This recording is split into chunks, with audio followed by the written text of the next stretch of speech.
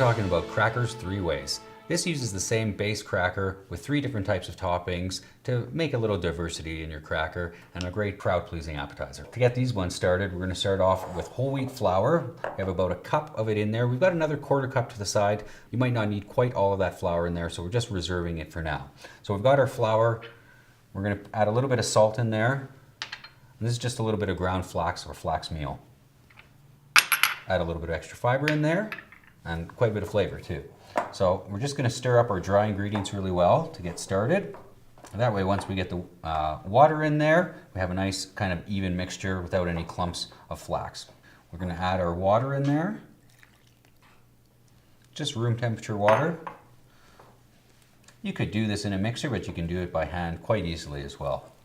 Takes a little bit. You can kind of actually use your spatula or your wooden spoon, whatever you're using, to kind of press that mixture right in there. I'm going to switch from the spatula to my hands now. And we're going to start trying to kind of push this dough together just to get it to form a dough ball. And then once that happens, we can get it right onto the counter and keep on mixing. We're going to get all of our flour onto the counter. And we're going to start kneading the dough. This is a fairly dry dough, so we want to make sure we're working all of the flour in there, minus that 1/4 cup we held off to the side. We have kind of a nice dough ball here. As you see, there's not many ingredients in there. It comes together quite easily, and we're going to start rolling it out into a rectangle. So you want to kind of use some of that flour that you have left. We're going to kind of generously dust the counter. It's going to help pick that up while we're rolling the dough ball, and I've still got that little bit more of the flour if I need it. So normally before we start rolling this out, we're going to kind of press it into a rectangle. We're going to start now. I'm going to put a little bit of extra flour just on the top here so my rolling pin doesn't stick. Like I said, if you notice it sticking to the counter or to the rolling pin, just add a little bit of flour at a time.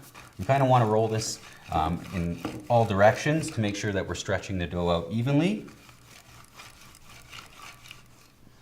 And you can even flip it over too and make sure that it's not sticking on the bottom side. All right, so we're rolling this out nice and thin. We do have a few spots here that aren't exactly square. That's okay. Once we bake those ones off, those are going to be your testers when they come out of the oven to make sure they're good for your guests.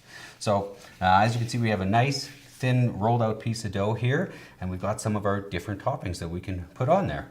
I'll grab our everything bagel spice topping. I've got a little bit of olive oil here and a pastry brush we're going to use. So in order for our topping to adhere to the dough, we want to give this a light brush with olive oil.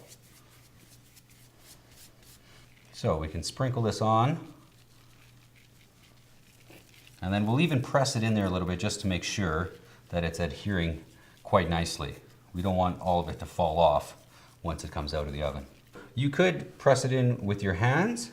If you want to, you can give it a really light rolling with your rolling pin, just to push it all on there. All right, so there's a few different ways you can cut these as well. You could just use a regular chef's knife at home. You could use a bench scraper. If you have kind of a fluted edged pastry cutter or pasta cutter, you can use that as well. We're just gonna kind of cut them in both directions. You wanna make sure you have a preheated oven for this as well. These guys bake at 350 degrees Fahrenheit. We're going to use our bench scraper to transfer them all over to our baking sheet. A little bit easier than doing them one at a time. We'll just slide them all on, and then we can kind of worry about separating them out.